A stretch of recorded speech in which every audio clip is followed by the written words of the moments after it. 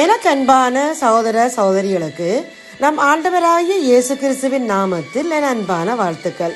இன்றைய நாள் செய்திக்கான வார்த்தை யோபு 8:7.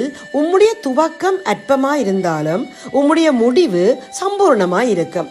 தேவனை நம்புகின்றவர்களுக்கு இது ஒரு நம்பிக்கையூட்டும் வார்த்தை. தேவனுடைய வல்லமையின் மீது விசுவாசம் கொள்ள ஊக்குவிக்கின்ற ஒரு வார்த்தை. உங்கள் ஆரம்பம் சிறியதாகவோ அல்லது பலவீனமாகவோ இருந்தாலும் தேவன் உங்களை ஆசீர்வதிக்கும் போது உங்கள் எதிர்காலம் சிறப்பானதாகவும் நிறைவானதாகவும் இருக்கும். வேதத்தில் நாம் யோசேப்பை பற்றி வாசிக்கிறோம். யாக்கோபின் முதிர் வயதிலே யோசேப்பு பிறந்ததினால் தகப்பனால் அதிகமாய் நேசிக்கப்பட்டவன் யோசேப்பு. ஆனால் தகப்பன் இவனை அதிகம் நேசிக்கிறதன் காரணமாக அவனுடைய சகோதரரால் பகைக்கப்பட்டவன் யோசேப்பு. தனது 17வது வயதில் யோசேப்பு ஒரு சொப்பனம் கண்டு அதை தன் சகோதரருக்கு அறிவித்தான். நாம் வயலில் அறுத்த அரிகளை கட்டிக்கொண்டு இருந்தோம். அப்பொழுது என்னுடைய அரிக்கட்டு நிமிர்ந்திருந்தது. உங்கள் அரிக்கட்டுகள் என் அரிக்கட்டை சுற்றி வணங்கி நின்றது என்றான். அப்பொழுது அவர்கள், நீ எங்கள் மேல் துரைத்தனம் பண்ணுவாயோ, நீ எங்களை ஆளப்போகிறாயோ என்று சொல்லி அவனை இன்னும் அதிகமாய் பகைத்தார்கள்.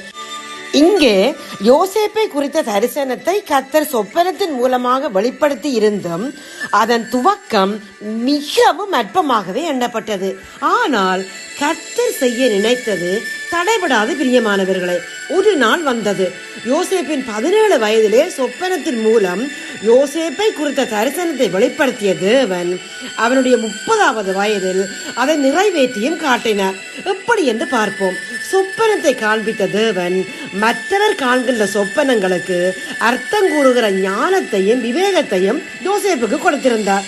ஒருமுறை எகிப்தின் ராஜா பார்வோன் 2 சொப்பனங்களை கண்டான். ஒருவராலும் அதன் அர்த்தத்தை பார்வோனுக்கு சொல்லக்கூடாமல் போயிற்று. அப்பொழுது சிறைச்சாலையில் இருந்து வரவழைக்கப்பட்ட யோசேப்பு பார்வோனுக்கு அதன் அர்த்தத்தை விவரித்தான். உடனே பார்வோன், தேவன் இவையெல்லாவற்றையும் உனக்கு வெளிப்படுத்தி இருக்கிறபடியால் உன்னை போல விவேகமும் ஞானமும் உள்ளவன் வேறொருவனும் இல்லை. நீ என் அரண்மனைக்கு அதிகாரியா இருப்பாய். உன் வாக்கின்படியே என் ஜனங்கள் எல்லாரும் அடங்கி நடக்க கடவர்கள்.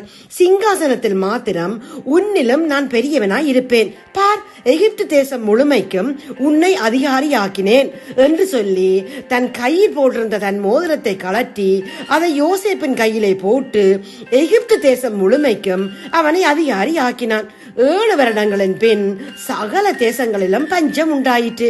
ஆனால் யோசேப்பு ஞானமாய் நடந்து கொண்டபடியினால் எகிப்து தேசம் எங்கும் ஆகாரம் இருந்தது.